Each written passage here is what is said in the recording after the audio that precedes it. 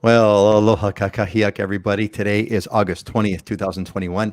It is almost 9 o'clock Hawaii time. And if it's not almost 9 o'clock Hawaii time, it means you're watching the pre-recorded show. And you can fast forward to about 5 minutes or so if you want to skip over the pregame show, which I am here today with my good friends. We got Scott Startzman, who is from the island of Oahu, and we have Heidi Dollinger, who is from Maui. Our other friend Dylan Nonaka, who's here, who is from the Big Island, is not here today. He's actually in the air right now, so we're really happy to have Dylan.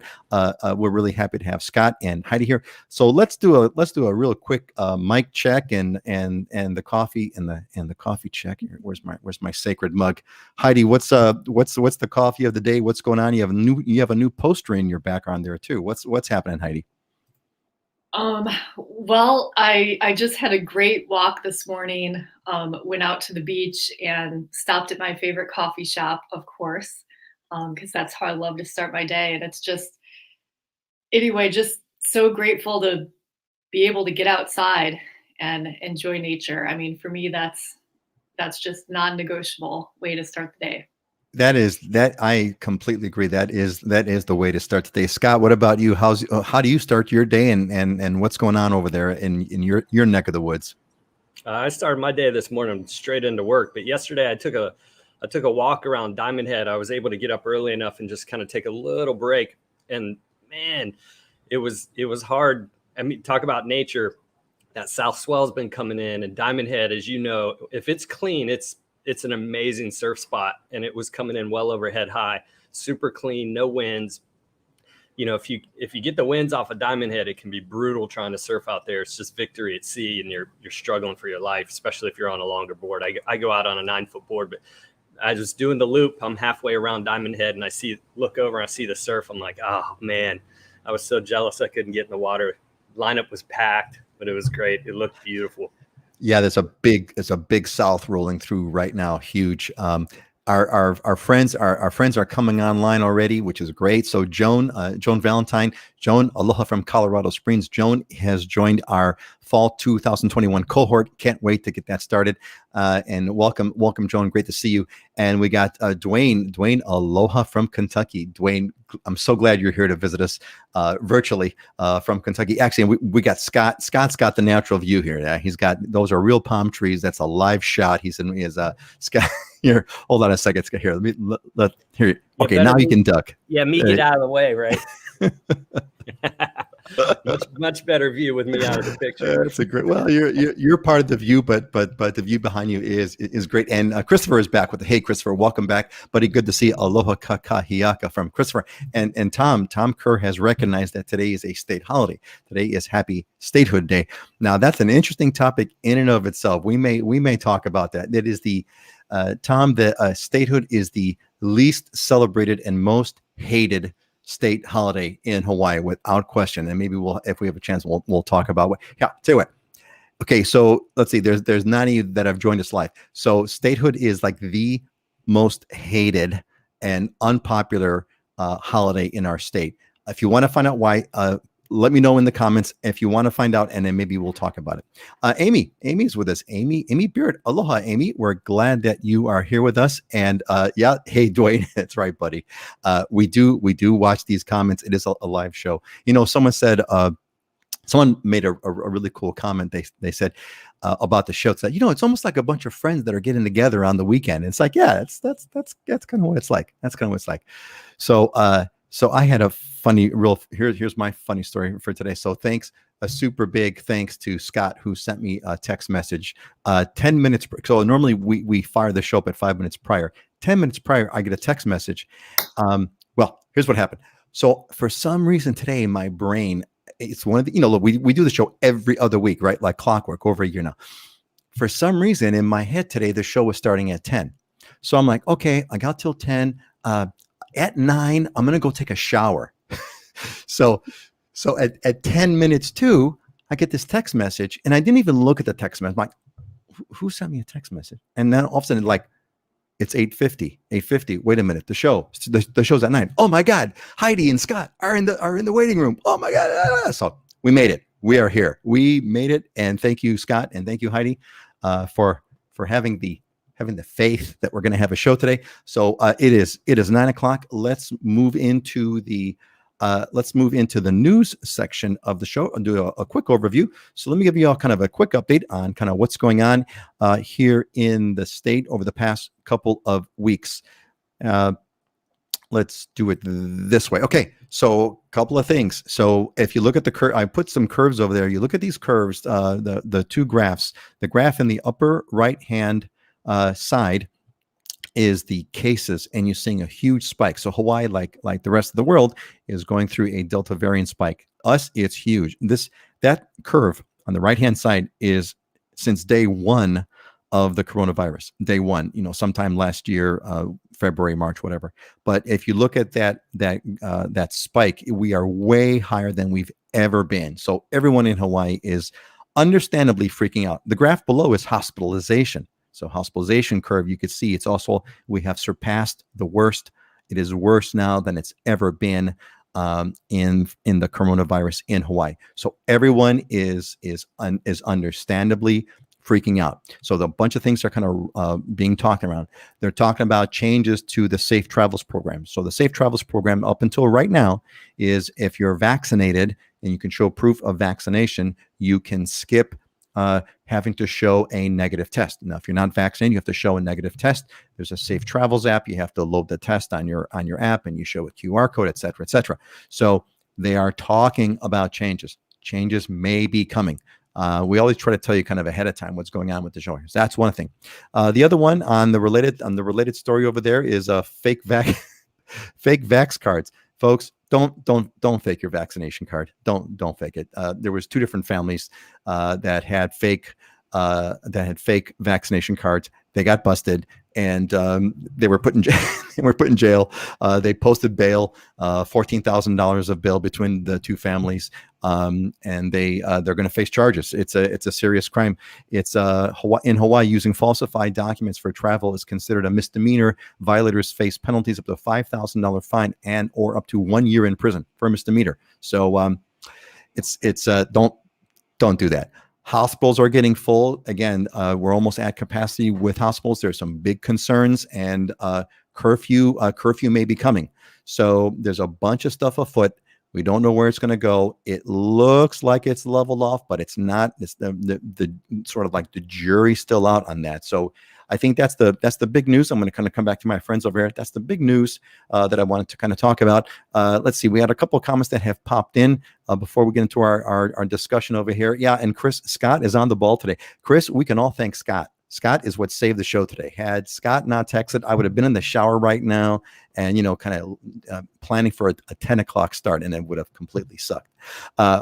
Amy, lunch break is over. Hard to miss the rest. Well, great, Amy. I'm glad you're making time for us during the lunch period. And Patrick, aloha from Winters, California. Well, welcome, Patrick. I hope everything is well there in California. And Auntie Joyce is here at Smoky. Auntie Joyce now is usually on the big. She lives on the Big Island, good friend of Dylan's, and she said, "Greetings from Smoky, San Francisco Bay Area. Pretty bad here. Miss my home." Dwight, Auntie Joyce, it's not in quotes. It's the home. Home is in Hawaii. It's not a quote. It's the real deal. Heather, aloha, watching from Oregon. Welcome, Heather. We are glad you are part of the show. And Neil is back with us. I remember Neil. Welcome back, Neil. Neil Lieb and Sherry Guo from Claremont, California. Man, we got everyone's coming in over here. And Val is from Illinois. Welcome, Val. Val's put a couple of questions on the show that we've posted. And good old Jeremy. Jeremy, man, you're welcome back. Welcome back to the show, buddy. Jeremy is pursuing a job in the real estate industry as an appraiser. That's it. And been to, I believe, Maui, if I'm not mistaken. Jeremy, welcome back. And Jeff is also watching Oregon. Excellent. Got a bunch of people that are kind of jumping in. Everyone's, I think we started a trend. This is great. Everybody, post where you're from. And we got Kelly Causey from South Carolina. Welcome, Kelly. The one who's missing, Scott? Jim's missing. Where's Jim? Jim, you better get on. You better hop on, Jim, because you're way Hopefully he's on a plane mid-flight, because that's right. It's time for him to come find his place here. It is you've been storing you've been holding a condo onto you've been holding onto a condo for Jim. Anyway, so a quick roundup on news. Scott, what's the big news besides that big giant south swell that we got going on? What's happening on Oahu that you want to add for non-real estate related news? No, I mean, the main thing, the interesting thing was the governor was saying the COVID tests, less than 1% of them were coming from tourists. So it's not the tourists that are the issue. It's us as locals. So, I feel like the first thing we got to do is look inward, look at how we're behaving in our actions and what we're doing and clean that up. And if we clean that component up, then, it looks like we're probably going to, level off here if we can do that. There was a really interesting thing. I'm glad you mentioned that because I had there was another excerpt I had. Let's give a few more shouts because everyone's piling on, which is great. So Choi Lee, aloha kakahia from Tracy, California. Welcome, Choi. Great to see you. Sherry, okay, Sherry, my husband and I have a second home in the Big On. Sherry, you're going to make that your first home one day soon, right? I'm sure. Jen Tomoko's back. Welcome, Jen. I remember you from previous shows. Aloha from Michigan. Welcome back. And Bobby Williamson. Aloha, everyone from Santa Barbara. Where's Dylan? Bobby Williamson is an alumni of the Islander Ohana. Bobby, Dylan is out today. He's actually on a plane right now, or I know he would have made the show. And we miss him. It won't be quite the same. He is missed, but the show must go on, even if I can't figure out what time the show is supposed to start. Patrick McGanahan is here. We canceled our 2-week vacation because of our 8-year-old daughter. I'm sorry to hear that. Please share if you care. Is your 8-year-old daughter okay? I hope all is well, Patrick. Thank you for sharing. But Scott, back to your point, there was actually a really good story that really drove point about what happened. And I'll read off real quick over here. So this one is, let's see here. Let's do this. Okay. So some returning residents who tested, some people are testing positive. What's happening is some people are testing positive. They don't even know it. Some returning residents and tourists who tested positive for COVID say they never would have known they were carriers. So these people are vaccinated. They're positive for COVID, but they don't know it. Especially if their unvaccinated children hadn't been tested as a travel requirement. One visitor said he changed her perspective. Here's a couple out of Massachusetts. They spent a year planning their family vacation. Her and her husband fully vaccinated, so they were exempt from testing in the safe travels, but their 2 boys aren't eligible for shots due to their age and had to get tested. So the 2 kids are tested. They're on their way to the airport and they pull up and the kids are positive. The kids are positive and the parents are positive. Everyone's positive, but they didn't know it. So this is an example, I think, of kind of what's so nefarious about this Delta variant is that you could be a carrier and you don't even know it. And these folks, only because their kids had to get tested, they found out that they were positive. So that's kind of what's going on over there. A few more, Heidi, I'm going to get to you in a sec. I want to get the update from Maui. We got some more. We have a very Dylan's going to miss out, man. This is like a common heavy group here. Aloha from St. Louis, Missouri. Welcome, St. Louis, Missouri. Will, great to have you here. Will, yeah, Dwayne. No Dylamism, man. It's not going to be the same show.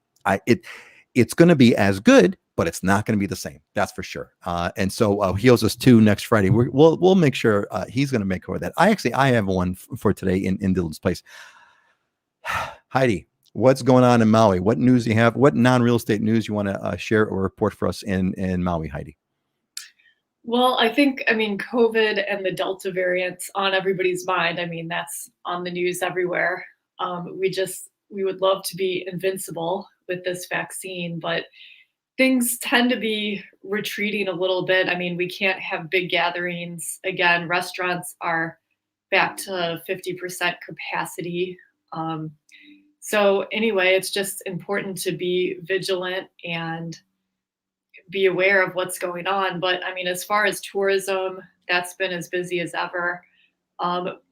In local news, we did have a really small brush fire just Mauka of Canoe Beach, which is north of Lahaina, and that kind of stopped traffic last night. About 6 acres burned. I know it's so small, compared to just what's going on in California right now, but one thing about living on an island is there's not a lot of alternate roads. So if there's a roadblock or something, you might have to change your plans or just be patient for a little while. So that's what was going on last night. That's a great point, Heidi. It may be a 6-acre fire, and you're thinking at 6 acres, that's nothing. But if it's blocking the one road that goes in and out of an area, the whole island kind of grinds to a halt. That's like the equivalent on Oahu, for example, is that every so often we have like a really terrible traffic accident on one of the main freeways, H1, for example. We'll have a traffic jam that kind of blocks traffic in one direction, and the entire island comes to a grinding halt because there's all these after effects of traffic and people go around the other way. Completely kind of blows it up. We do live we forget that we live on an island sometimes. Auntie Joyce, I'm fully vaccinated, but wondering if I should be tested before I head home. Don't want to be the carrier. Auntie Joyce, that's a choice that you can make. I think a lot of places do free testing. I know that when I went to go visit my daughter in Reno, this was before we had the vaccination exemption.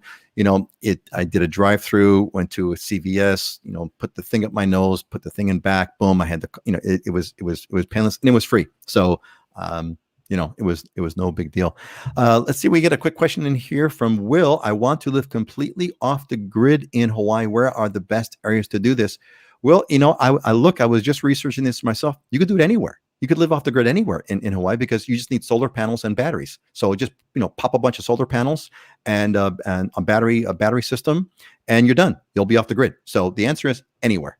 Now, if you want to live completely in the middle of wilderness, in the middle of nowhere, that's when you're going to talk to Dylan, and he'll tell you can live in the lava fields on the Big Island. But you don't need to do that. You could live completely off the grid anywhere that you want. All right. I think that's a pretty good thing for today. So far. Let's move on. Let's hit this. We're going to talk about the real estate market, and that's what this show is really all about. I just overheard right before the show started, as I was hurrying and getting dressed right in front of the camera here. I heard Heidi and Scott were talking about the fact that some think it's letting up, but it's not letting up. It's busier than heck. Let's go in reverse. Let's start with Heidi and then Scott. Heidi, give us the update. What is happening in Maui, real estate wise? Well, on Maui, we're just riding the wave of 2021 over here. Median sales prices of single family homes on Maui have been over $1 million for a few months now.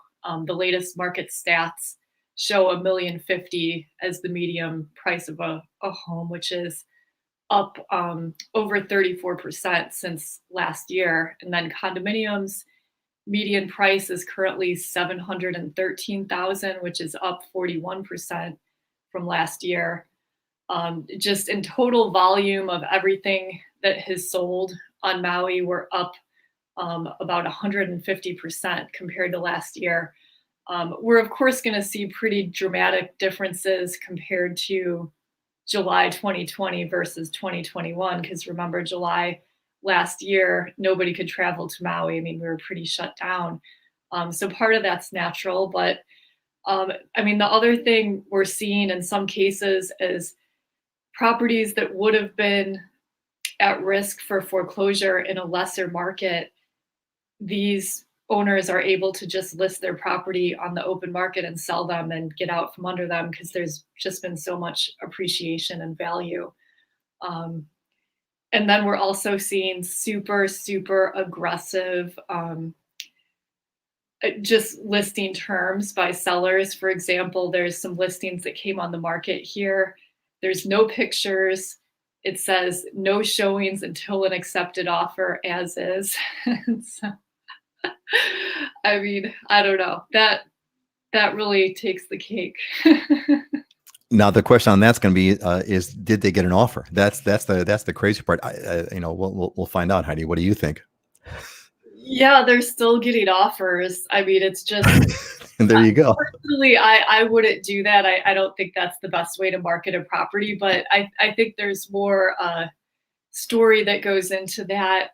These are tenant occupied properties.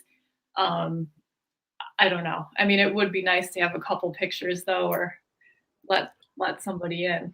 I think a couple pictures and a couple of us would be a good idea. We got a quick shout out here from Juliana. Aloha, Juliana. Welcome to the show. That's Scott's contact, which is great. I'm so glad that you're part of it and joining us.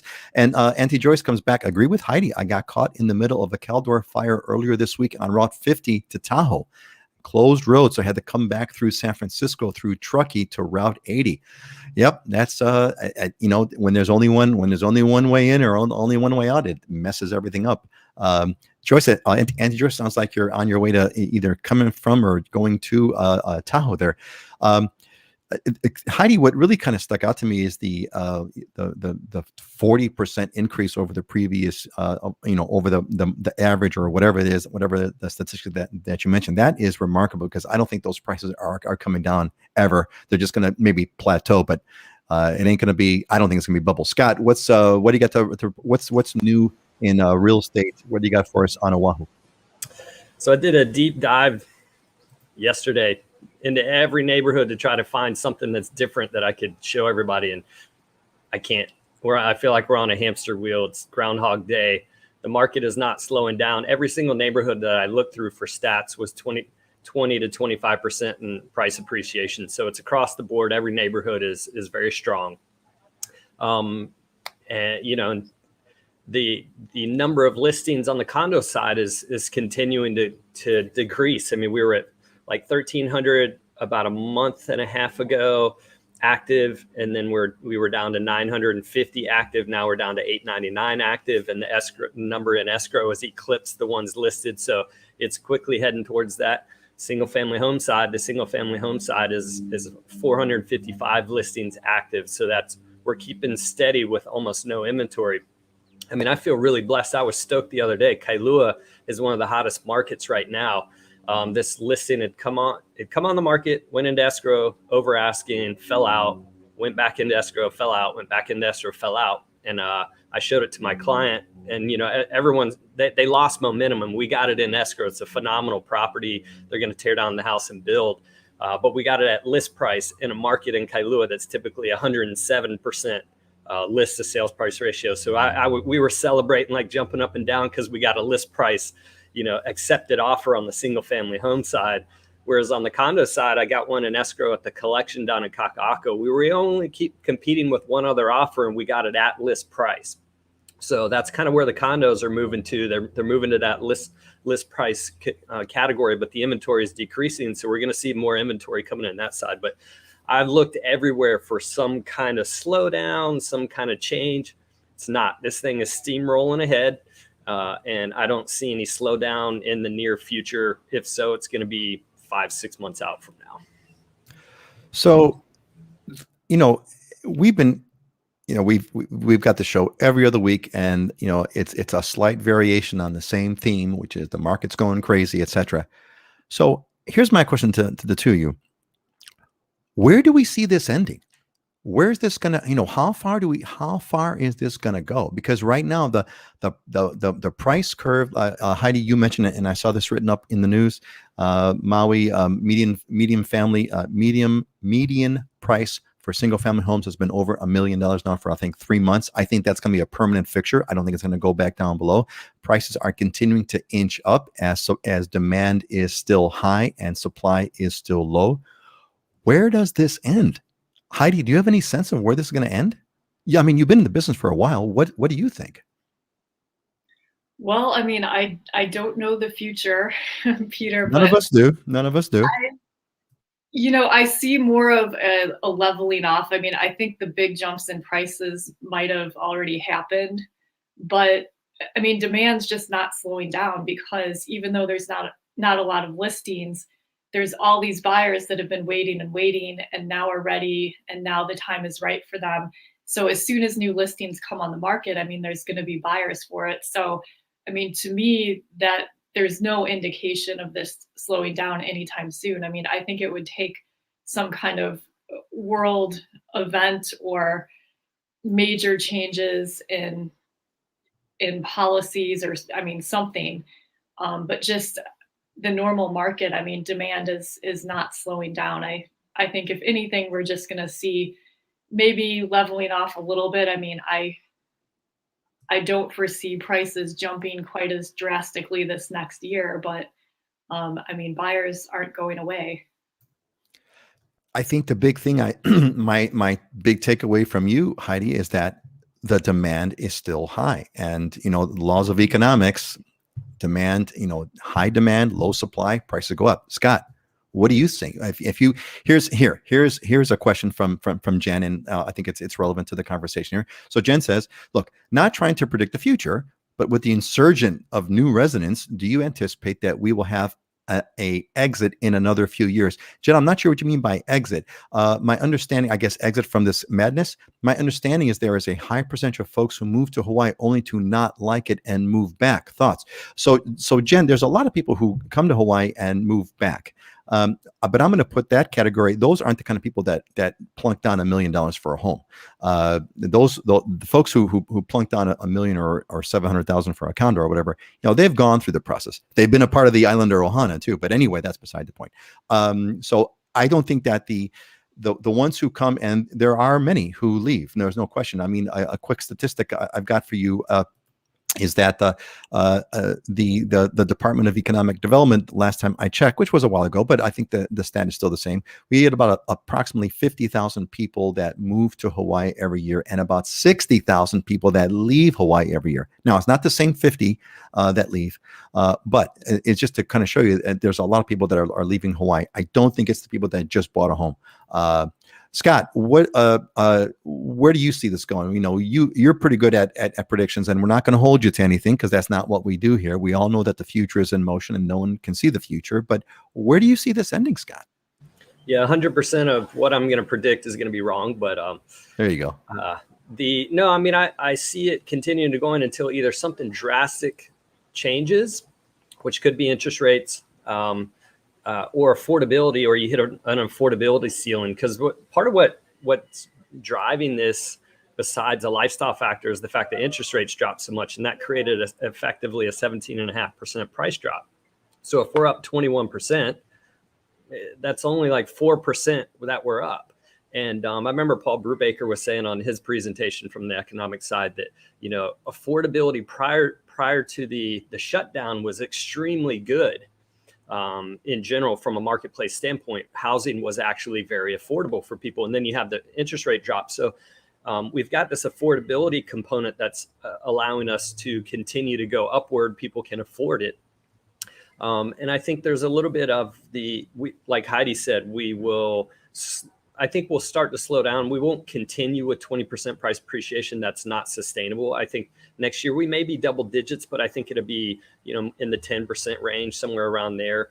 But something's drastically got to change in the short run to change it on the short period here. I see this kind of carrying out for maybe two more years, but slowing in the acceleration. I do think that the curve is gonna flatten off per se. In other words, the acceleration curve is gonna flatten down, but it's gonna continue. Now, again, the future is always in motion. I mean, there could be an epsilon a variant shutdown. I mean, this thing, we could be, we could be doing COVID forever, and will the world change then? Tom Kerr jumped in as you're just as you were talking about the interest rates. When interest rates start to change in 2023, if the Feds change rates, that could be one of it. So Scott, basically what you just made me aware of, and you mentioned this before, but I kind of hammer it again. The interest rate drop was effectively a big discount. It was a 17% discount in prices. So of course we kind of almost had like a perfect storm, right? You had a kind of drop in interest rates, which essentially was a price cut. Laws of economics, prices go down, more people are going to buy. So you had that. Plus you had the whole COVID thing where people were staying and they didn't want to move because they were uncertain. Plus you had people that realized that Hawaii is the place that you want to be. And so you had a whole influx of things, and you had remote workers. So all kinds of things that kind of all coming together. And like you, I don't see these things. I don't see these things changing. So, all right.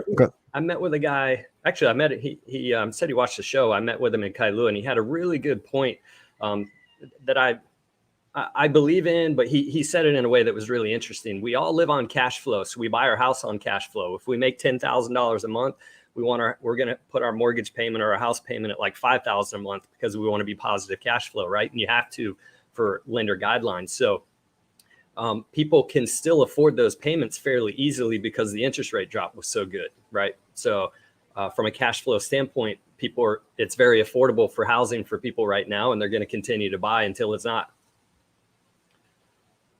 Yeah, that's pretty much the way it's going to go. Heidi, is there anything else you want to add before we move on to the next part of the show? No, I think that covers it. I mean, I think people just waiting for a big drop, they might. I don't think the drop's coming. It may slow down. I've been Drop. talking to buyers since 2014 that keep saying I'm going to wait till the market crashes and then I'm going to buy, and they've completely missed out. Wow, that's a great one, Heidi. Since 2014, yeah, I think you missed out. There ain't no crash. We're not going back to 2014, folks. Ain't going back to 2014. Not at all. Phil Shepard just joined us. Aloha, welcome, Phil. Good to see you, buddy. Phil was who gave me that bit of advice. There you go, Phil. Oh, great, excellent. Well, Phil, we're glad that you're here with us again. And cash flow is king. Absolutely, right?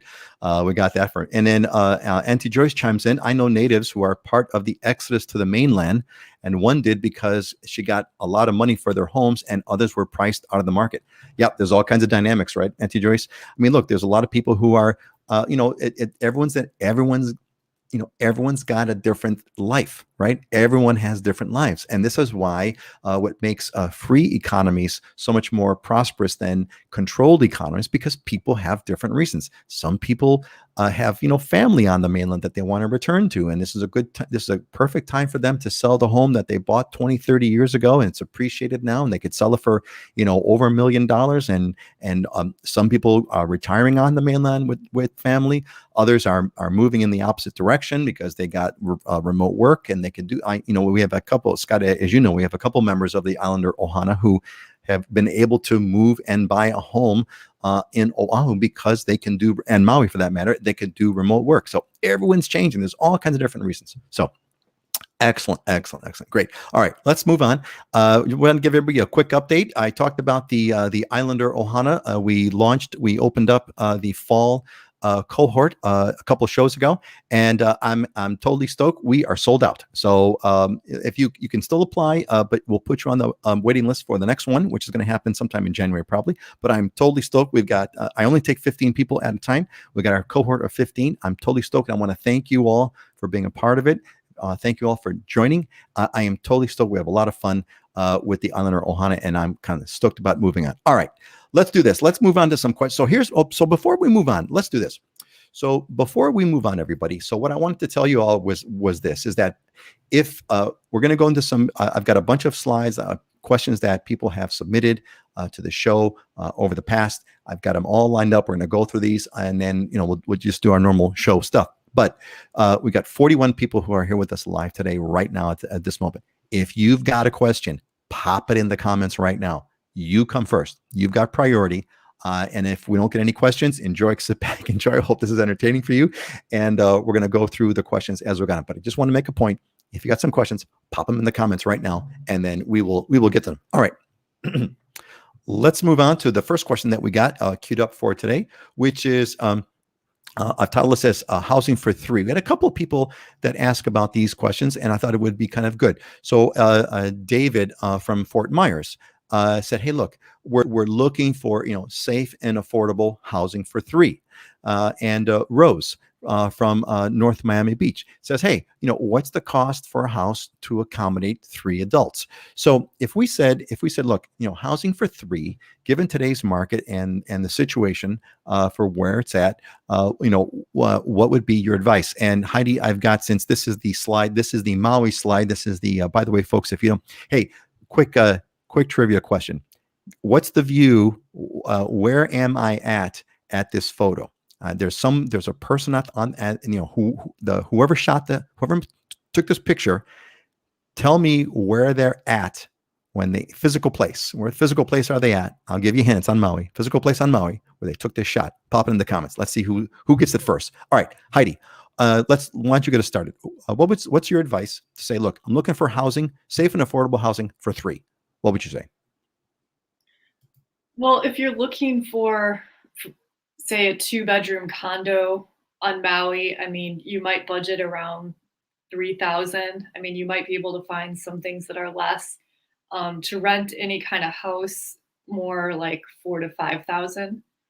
A 1-bedroom condo, maybe, I mean, 2,200 to 2,500. How about a purchase price? I don't think they specifically ask for rent. If you're looking to buy a house, let's talk about buying. So you want to buy a house for three people. Um, well, I mean, a single family house these days is up towards $1 million, and condos maybe 600,000-700,000 for a 2-bedroom condo in a residential area. I mean, you can find things as low as maybe 400 or 500. And I'm talking about fee simple properties. When you look on Zillow and see properties for 200,000, they're probably leasehold. So, and that is an option too, and it can be more affordable. It's a different type of ownership.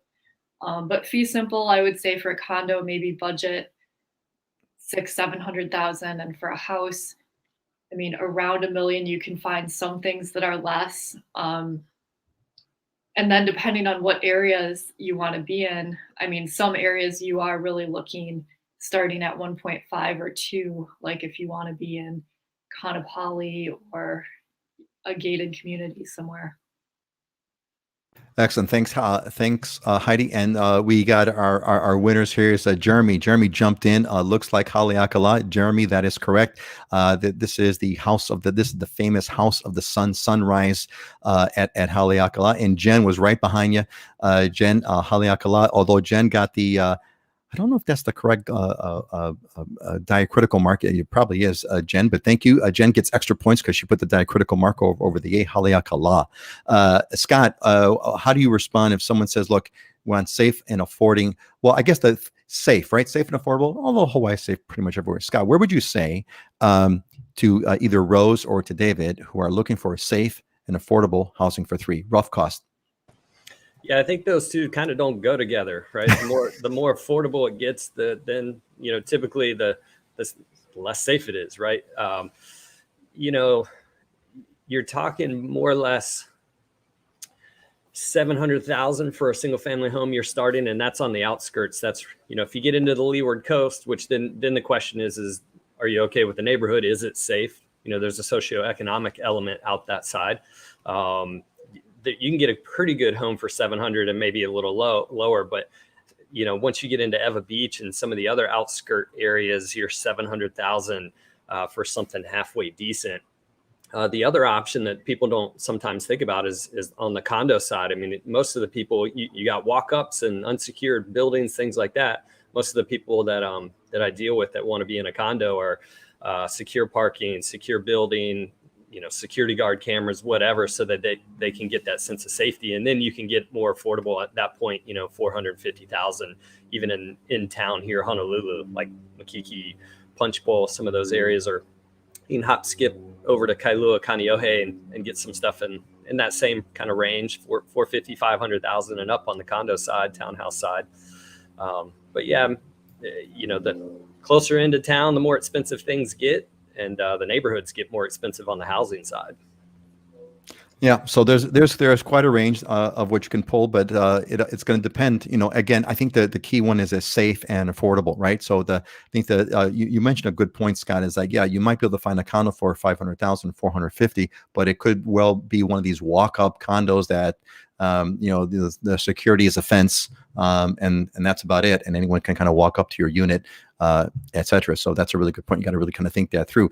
Actually, there's the leasehold thing that you mentioned, Heidi, and also got a Dwayne.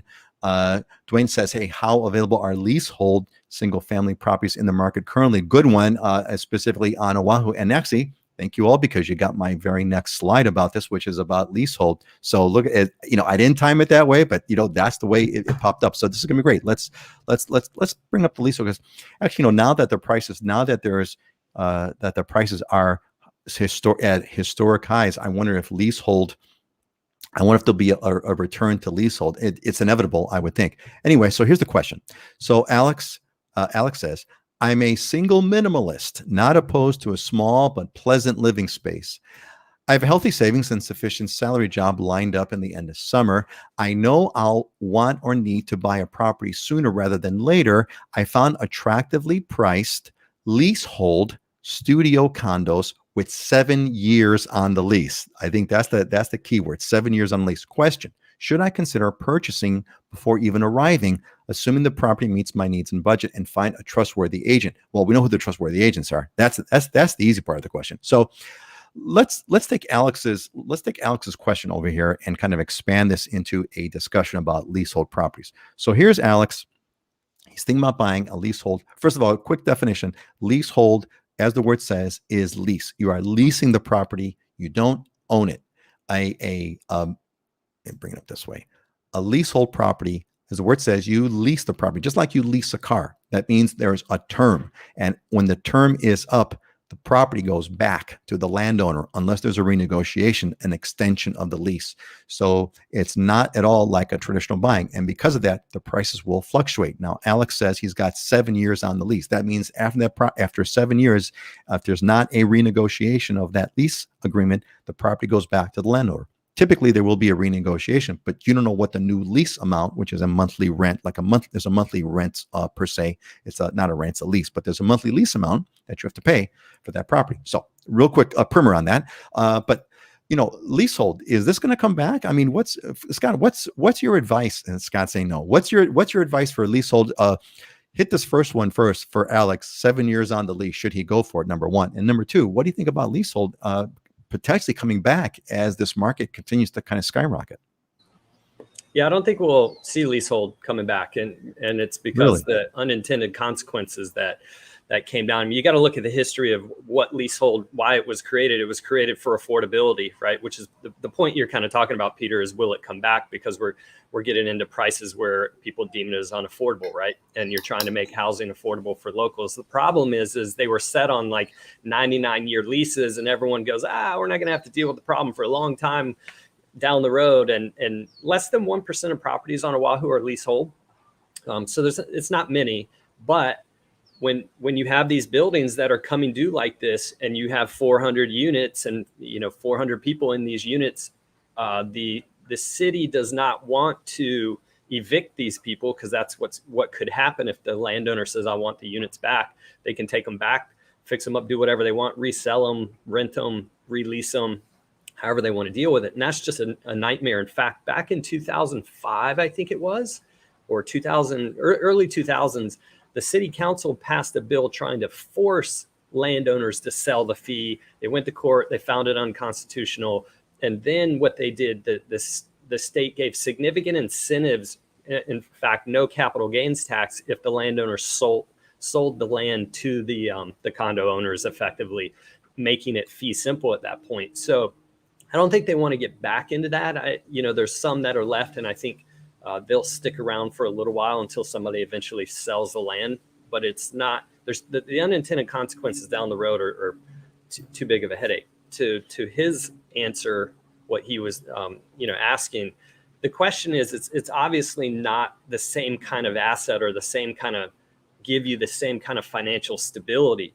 Are you, what is that cost benefit analysis to you? You have a risk that in 7 years, you may be walking away from the money you're plopping down on that. If it's cheap enough and it's going to be less than what rent is going to be, and you don't care that you're going to walk away in 7 years, fine, buy it. That's a decision you got to make in your head.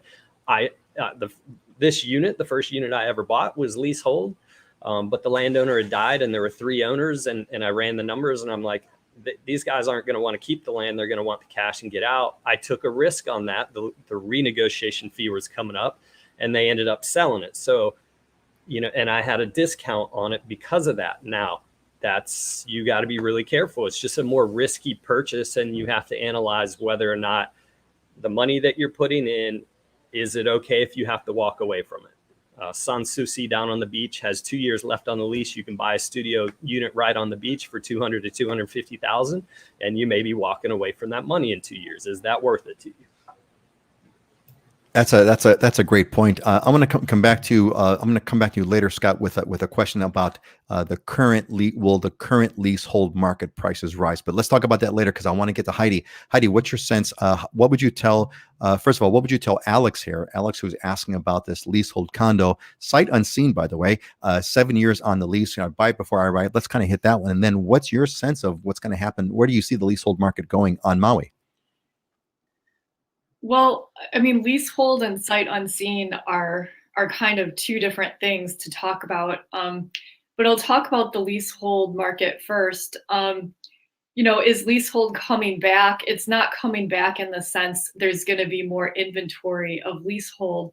However, so every year that goes by in a leasehold, you have a year less on the lease.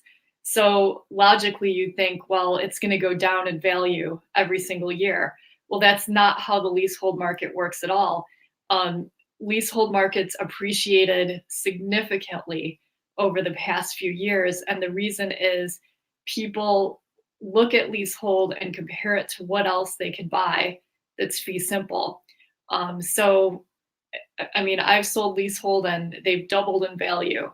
And it just depends on where the market is at that time. And I'm noticing, because we're in a super strong market right now, is leasehold properties that probably would have been sitting on the market in past years are selling quicker because we just have less inventory in general. And the prices, I mean, 300,000-400,000 to get something beachfront is just way more affordable and attractive to somebody versus spending $1 million. So, I mean, the leasehold market is, I don't know, kind of coming back. And then I don't know, do you want to talk about the sight unseen? Sure. Yeah. Hit the sight unseen one. My recommendation to buyers is, if you can, I mean, if you can make it over to Maui, you should try to come over and see the property you're buying. If you've been to the area many times, if you know the neighborhood, if you know the condo complex, you can probably do things virtually. I mean, I do a lot of FaceTime tours with buyers, and we have a lot of technology to look at everything. But I think especially if you haven't been to the area, been to the neighborhood, it's worth getting on a plane and coming over, because it's a big investment in real estate. So, I mean, totally up to you as the buyer, how much risk you're willing to take. But I mean, even with all the video tours and 3D tours and everything, I mean, there's nothing like seeing a property in person.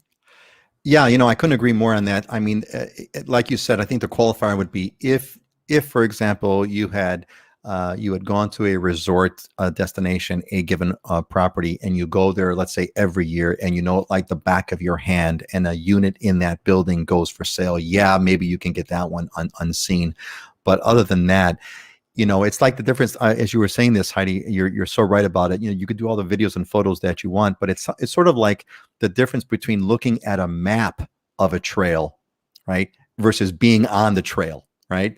There's a difference. There's a difference of looking at the map and being actually on the trail itself.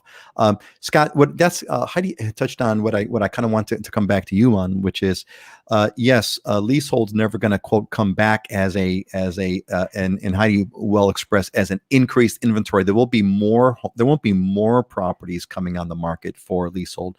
But what do you think is going to happen to the existing properties on leasehold? Have you been seeing a price movement? Are they also going up, although maybe not as much? Are they also going up as well? What do you see happening as far as that goes on leasehold?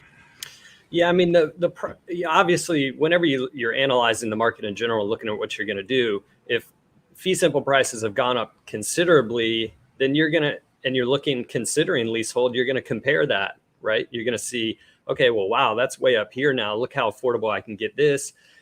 But you have to analyze every leasehold property in and of itself, because every single leasehold property, let's say a condo building, for example, you got two different condo buildings. They're both leasehold. One could be $30,000 for a one bedroom unit, and the other one could be $500,000 for that leasehold unit. Why? Because the lease on the other one and the lease terms are significantly better on the other one and longer and further out. And the one on the $35,000 one is up in 3 years. No leases are the same. Every single one of them is different. There's periodic step ups, there's renegotiation periods, and then there's the end of the lease term. And they can all be, none of them are the same. So you really got to analyze property by property, and then analyze it to what your options are out there, and then you make the decision. So naturally, with a market going up like this, yeah, it increased the leasehold component. It will never get to the speed that we're dealing with fee simple properties because of that leasehold element because of the fear of the unknown of, okay, what happens at this trigger point? What happens when the lease expires? What happens when there's a renegotiation? You don't know. So there's always a longer lag time, days on market and things with leasehold. Yeah, I mean, there's no question. Fee simple is the way to go, and that's by far. A couple of questions have popped in. Tom Kerr, who Tom joined our fall 2021 Islander Ohana. So Tom, looking forward to working with you. Tom says, I don't intend to buy a leasehold condo, but I've been watching leasehold condos in Poipu in Kauai, some 20 plus units in one complex, because I learned the monthly lease fee rent is up in 2022. As a result, I've seen some healthy price drops. Yeah, Tom, exactly. I mean, you think about it, right? So the lease fee is going to be, the lease rent's going to be up. Now, I don't know if it's been negotiated yet, what it's going to be in 2022. They may or may not have negotiated. I'm going to guess that the reason why you've seen those price drops is because one of two things. Either they know what the rent is going to be in 2022 and it's substantially higher. So Scott, like to your point earlier, it's this cash flow thing. It's almost like the interest rates going up. The price has essentially those lease rents going up, Tom, have increased the price of the condo. And because if it's increased the price of the condo, the quote selling price, the lease price has gone down. So that's kind of what you're seeing some most likely what's going on because of that. Here's one from Dwayne. Say you have 7 years left on the leasehold. Couldn't you ask that? There you go. That's what Scott says. Yes, Scott says, no, it's going to cut me off. Couldn't you ask to do a subcontract? Thanks, Scott. Couldn't you ask to do a subcontract to guarantee a renegotiation on that 7th year? Scott, you want to expand on that a little bit? Yeah, I mean, essentially what happens, the association, so all the unit owners are a part of association, and the association board will typically hire an attorney. There's a couple of attorneys that specialize in this, and they'll engage the landowner with negotiations for an extended contract, an extended lease, or a renegotiation, whatever it is, in bulk. And sometimes the landowner will make the fee available, and usually when they make the fee available, it's in bulk. So 75% of the owners agree to buy and 25% don't. The association will try to buy that 25% out. So then the association becomes the fee owner, and the unit owners pay the association the lease rent from there going forward. That's a good scenario where I've seen it transition. But yeah, the association negotiates in bulk. The landowner does not want to deal with individual owners. He's going to say, take a hike, move on. That gets way too complicated. It gets, yeah, it's one big huge contract. Quick, Tom says, also aren't many leasehold condos purchased by investors as VRBOs versus a full-time resident? Could be. It all depends on the math, Tom. It's still the numbers are the numbers. There's the price that you pay to get the fee, and then there's the monthly price that you have to pay as far as the lease rent. Can you make that and then there's maintenance fees, etc. Can you make that balance out? Is the market willing to kind of have renters pay more? Can you make out? Some do and some don't. And I would think in that case, as an investor, you're going to care less about the lease expiring because you don't care. The only question is, you can get back a good return on your investment. Gene Reynolds says, fee simple is the only way to go. I've been in a leasehold and was happy to sell it. Scott, I got my booster vaccine at Kapiolani Hospital. So there must be some inside game there between you and Gene about the booster shot. Scott, I sold her leasehold unit for her many, many years ago. One of my favorite people. Hi, Gene. Awesome. Hey, Gene. And helped them with the other side. Awesome. Yeah. So, and look, and Scott, we've talked about this before. Your first property was leasehold. My first property was leasehold, and I bought it because it was a bunch of things. It was affordable. I believe I had. This was a long time ago, but I had something like 30 or 40 or 30 years left on the lease, so there was no way I was gonna, worry about it. And I only held the property for maybe 3 years, maybe 4 years. I don't know how long it was, and I sold it. And right timing, got lucky, blah, blah, blah, doubled my money on it. It was amazing. There's nothing wrong with leasehold. It's being informed with what the decision that you're making. That's it. You don't need to shy away from it necessarily. If it fits and you're educated on it, it might be a good way to go. Yeah, and like you said, I think that's well put. Know what you're getting involved with. Just a funny side note. Some of you may remember this. I mentioned before that first leasehold. This is so funny. That first leasehold condo I bought was a 1-bedroom unit. $64,000. That's what I paid for that. $64,000 for the one bedroom. So think about that one, folks. Okay, it's getting we're moving on time over here. We're going to move on to Diamonds and Deals, where we've got our friends have put together some properties that they want to highlight. And let's go to this first one. Oh man, this looks like a resort. So this is 20 Hui Road. Is a 2-bedroom, 2-bath home with 2.75 leasehold. Heidi, how did you know we're going to talk about leasehold? My God, did we plan this? What happened? This is great. Heidi, what are we looking at? This is amazing. So this is a new listing that just came on the market this week, and it's at a property called Aloha. It is oceanfront. You can kind of see the aerial view in the top right corner. I mean, it's just a phenomenal site with beach access. They're all individual cottages. So it's a condominium community.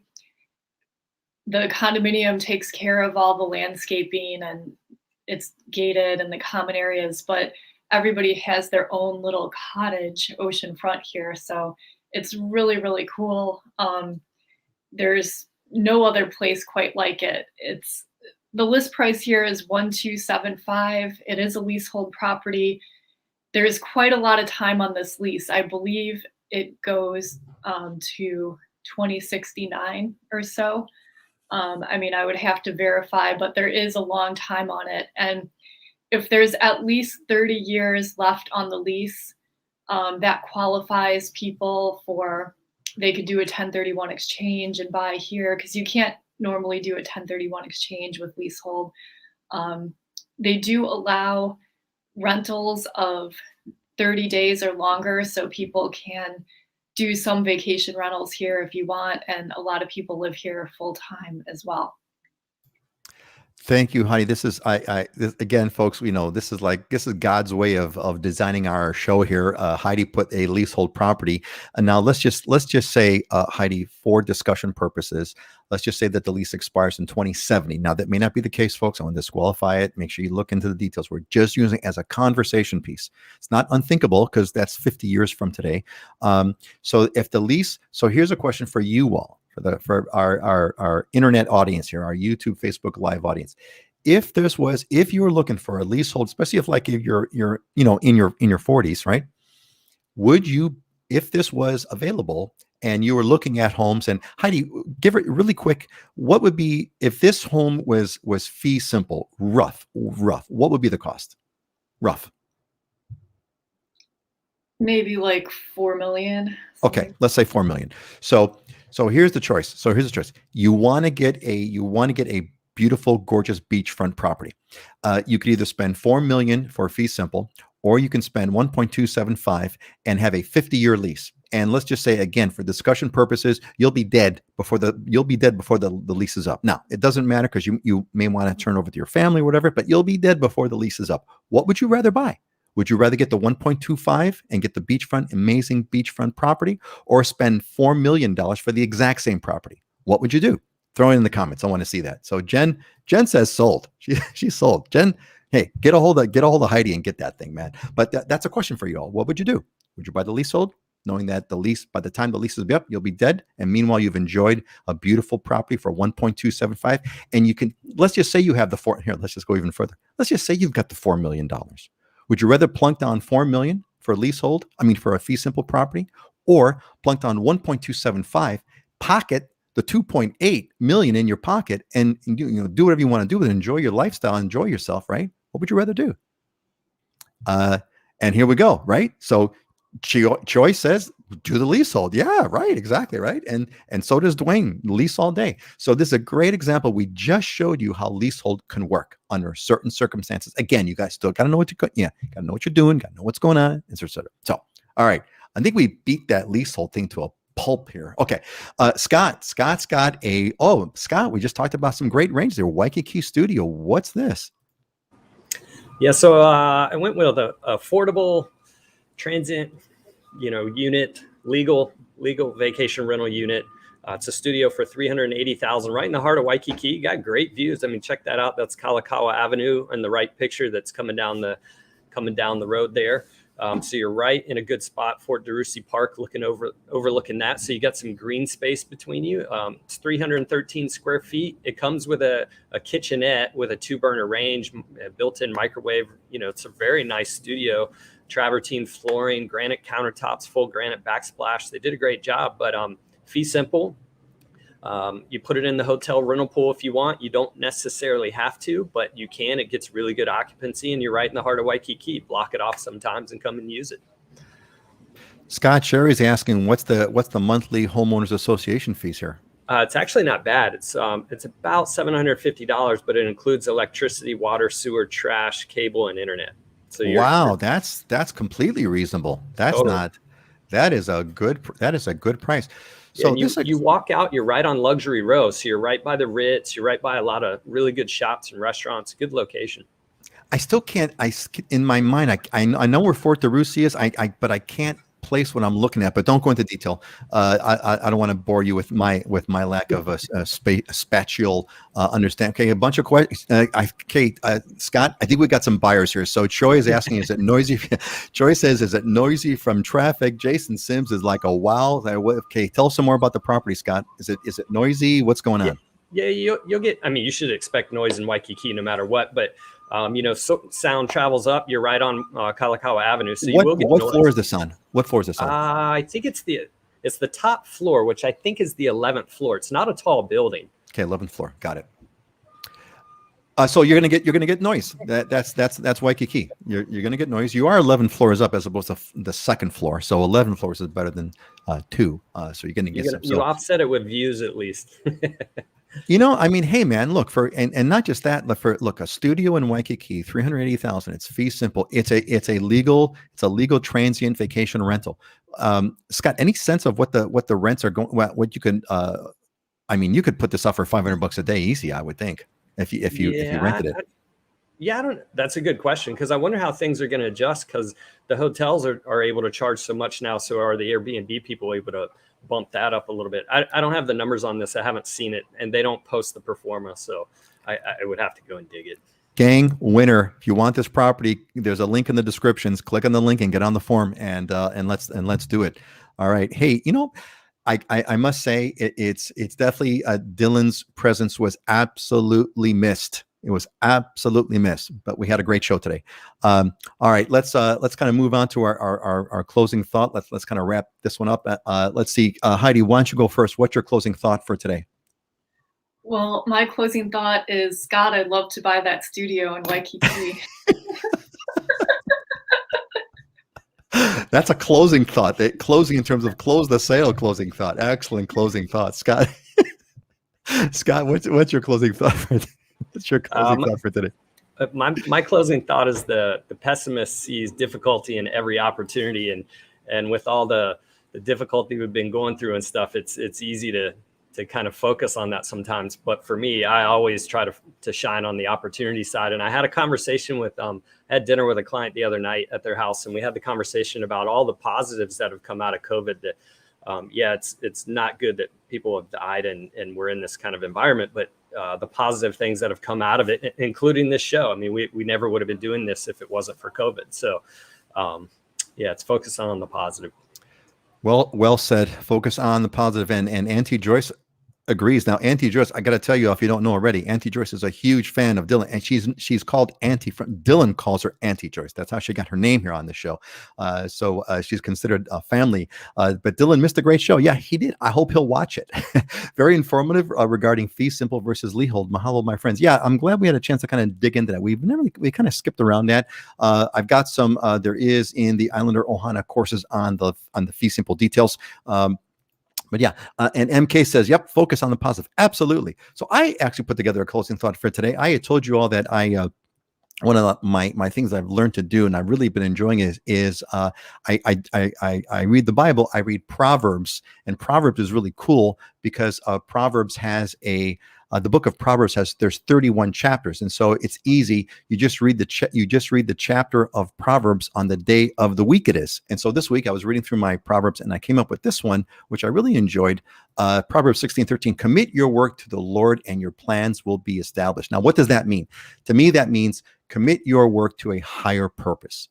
It's not just about an immediate gratification. It's not just about the money or whatever. Commit your work to something higher, something more than you. And your plans will be established. Focus on the spiritual. To me, that's what that means. It doesn't mean and again, it doesn't matter what you believe in as your higher, whatever you think is whatever you think is the higher power, whatever you think is the higher purpose. That's my closing thought for today. All right, folks, this was a great one. Thanks, Solf, and Jen was here. Jen Tomko says, mahalo, always a great informative show. Thank you, Jen. It's you folks that make it great and informative. All right, I'm going to say goodbye. Scott and Heidi, say goodbye. Aloha, everyone. Aloha. Have a great weekend. Have a wonderful weekend and enjoy the admissions day. We never talked about that, but that's going to be for another show. All right, folks, take care.